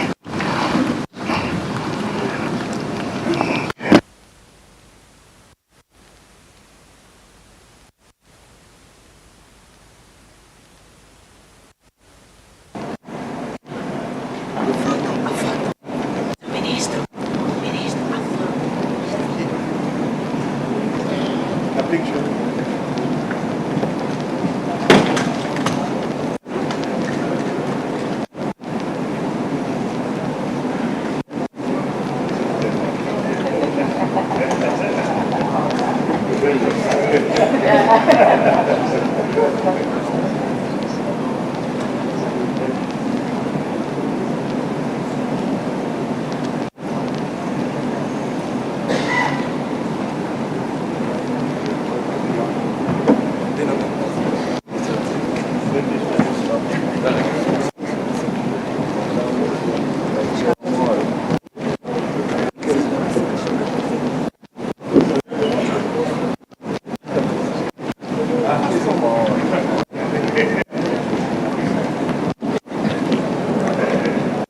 Muito obrigada aos nossos oradores e também ao moderador por este primeiro painel. Nós agora vamos fazer uma pausa de cerca de 1 hora para almoço. Quando voltarmos, vamos ter aqui a plenária. We are going to have a plenary from Huawei, and from 3:30 we are going to have the plenary at the different room, not only CCTR but also at other CTR.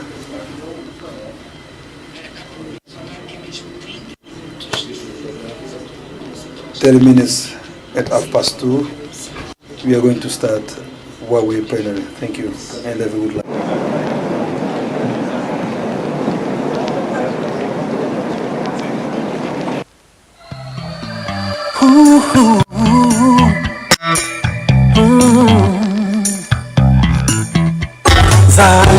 Zajin,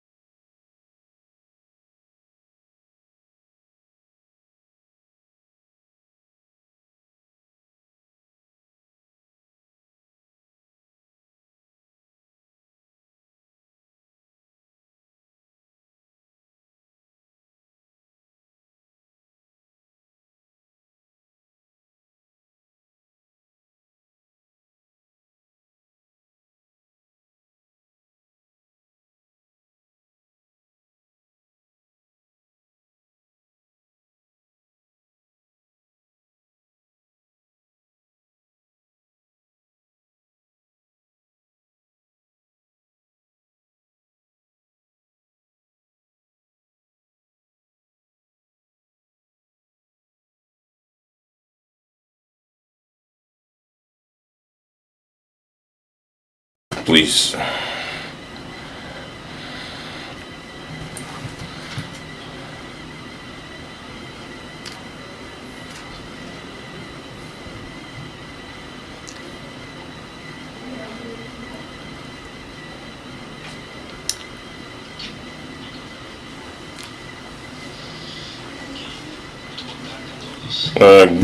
Good afternoon, everyone. Welcome, Excellencies, distinguished invited guests, industry representatives of the government and the Angolan society, the distinguished colleagues from the information and communication technologies. Thank you for your time. And I'd also like to apologize for because my Brazilian Portuguese may sound different from the Angolan Portuguese. As you may be aware of, I'm a Brazilian. I seem to be Chinese, but I'm not a Chinese. And I just hope we'll be able to have a good communication. Today's topic is on the trends and the last updates on our industry on information communication technologies, and obviously we'd like to bring the perspectives and some examples of practices specifically for the Angolan market.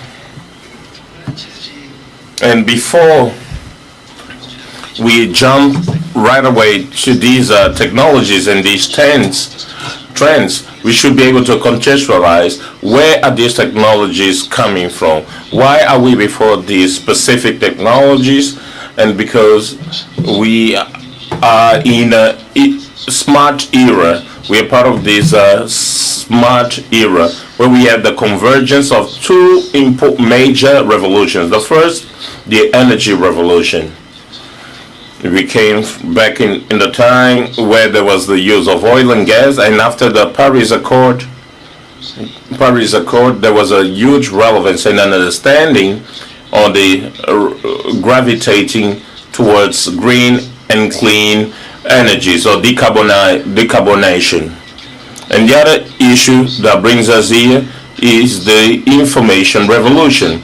These two revolutions, they go hand in hand, and they go hand in hand together, and we'll be able to demonstrate how these technologies go hand in hand and the relevance of bringing this topic for today's session.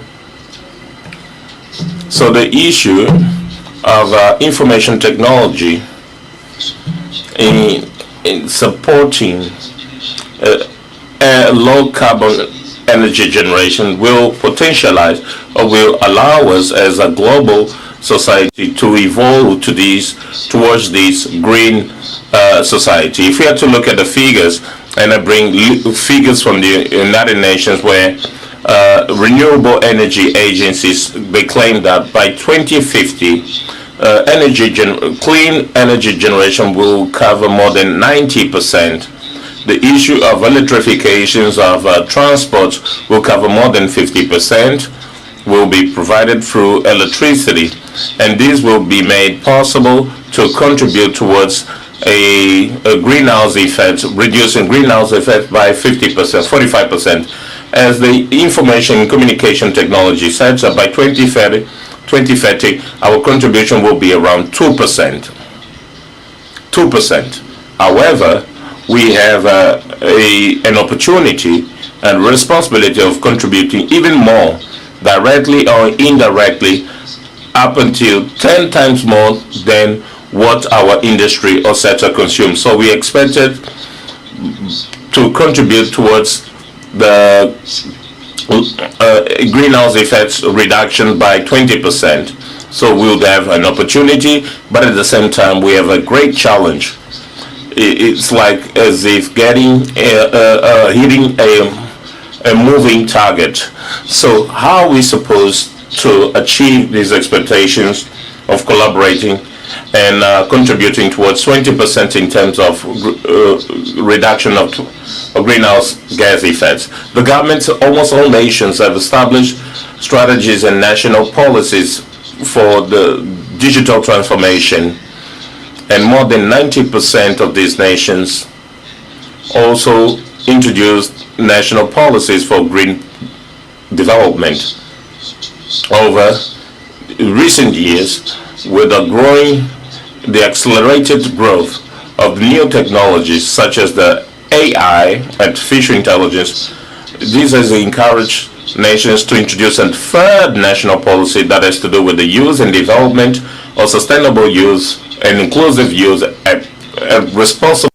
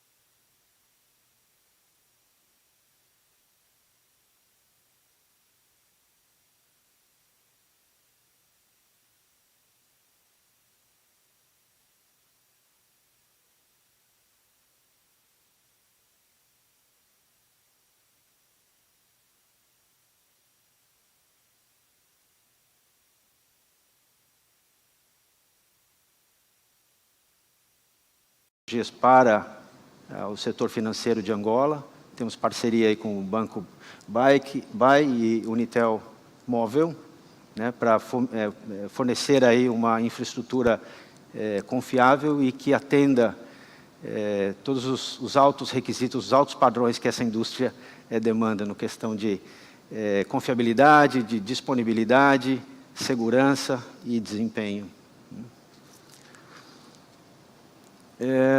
Acho que esse talvez seja o último exemplo na questão da energia digital, não só aqui em Angola, mas de onde venho, da África do Sul, nós temos aí ainda o problema do load shedding. Então essas soluções aí têm se mostrado cada vez mais aplicáveis aqui para a nossa região. Então temos alguns exemplos práticos. Aqui em Angola utilizamos o nosso próprio parque tecnológico como exemplo. Instalamos aí mais de 400 painéis solares. E hoje 70% de todo o consumo do parque tecnológico advém da luz solar, né? Essas soluções aí apresentam um desempenho 15% a 30% superior às soluções até então existentes, né? Um outro exemplo aqui mais no segmento pequenas e médias empresas, algumas agências do Banco BAI, também nós fornecemos uma solução chamada Power S, para tornar a agência mais... como dizer, fornecer energia limpa e propiciar redução de custos, principalmente na questão do diesel, né?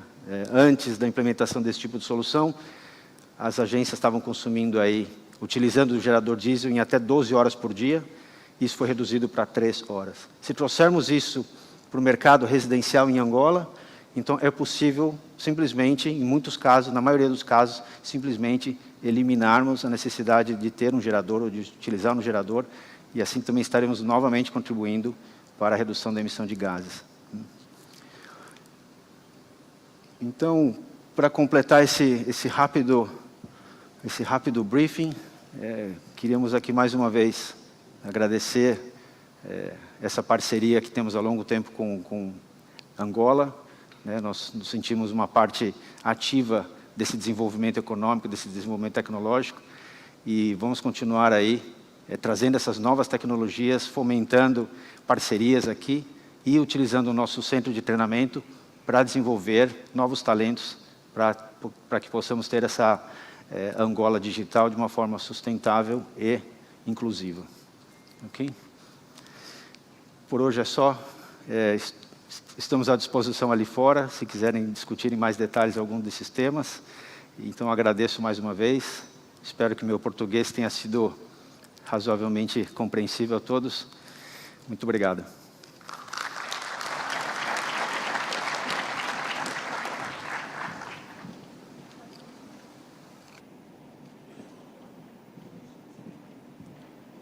Muito obrigada uma vez mais ao Sr. Fábio Akira.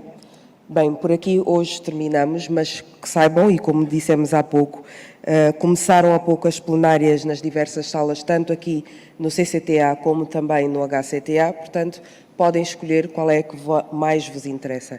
Nós vamos continuar por aqui. Uma boa feira para os senhores. Até amanhã.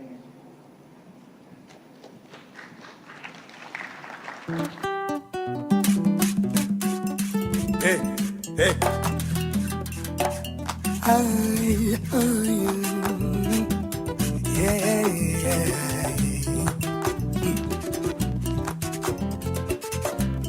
Avo Manuel kiatunda kusalu diangaji kubita witanda mwene kiatunda kusalu diangaji kubita witanda iluma kubongo dikanda ambilu kile dijina umamo bangu kiabudi kamba ambilu kile dijina amisenzo dijina kala mwene mona ndengaje amisenzo dijina kala mona ndengaje ai manela ai manelinha ai manela ai manela ai manela ai manelinha ai manela ambajize jiburike ja Maria kukashino kene ambajize jiburike ja Maria kukashino kene Avo Manuele